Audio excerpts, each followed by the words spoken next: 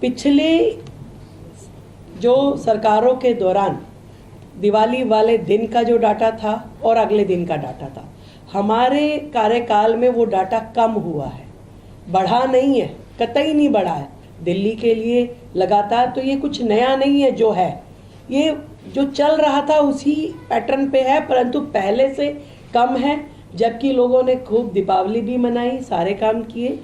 दिल्ली की सीएम रेखा गुप्ता ने कहा, पिछली सरकारों के मुकाबले इस दफा दिवाली पर प्रदूषण कम था, लेकिन सरकारी आंकड़ों के हवाले से छपी मीडिया रिपोर्ट कुछ और तस्वीर बयान कर रही है। आपकी स्क्रीन पर 2 स्क्रीनशॉट्स हैं, दोनों में ANI की खबर है। सरकारी एजेंसी CPCB का आंकड़ा है। पहला स्क्रीनशॉट 1 नवंबर 2024 का है, यानी पिछले साल दिवाली की अगली सुबह का। इंडिया गेट के आसपास का AQI लिखा है 317। वहीं दूसरा स्क्रीनशॉट 21 अक्टूबर 2025 का है, यानी इस बार की दिवाली की अगली सुबह।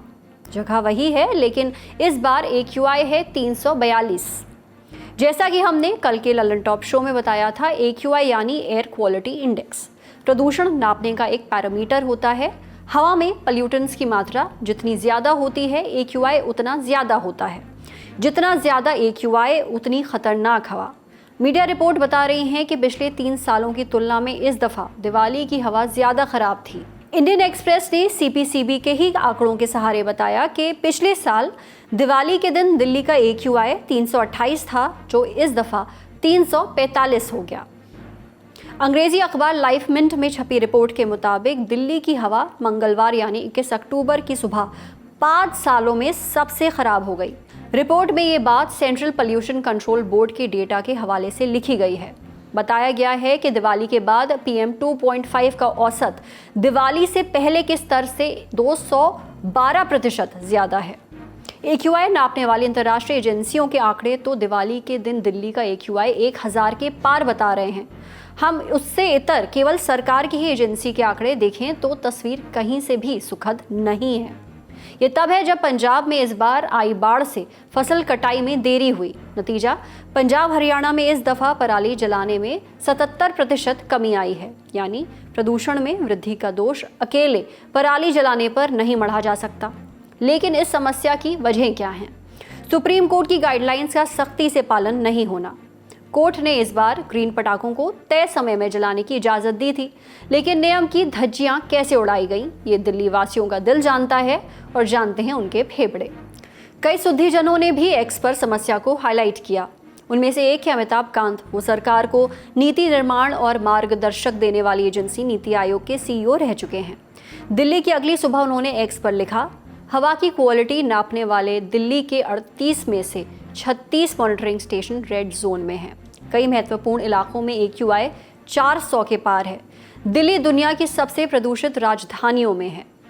दिल्ली सरकार में मंत्री मनजिंदर सिंह सिरसा ने दिवाली के अगले दिन 21 अक्टूबर को प्रेस कॉन्फ्रेंस की। आंकड़ों के साथ बोले, इस दफ़ा AQI में मामूली वृद्धि हुई है।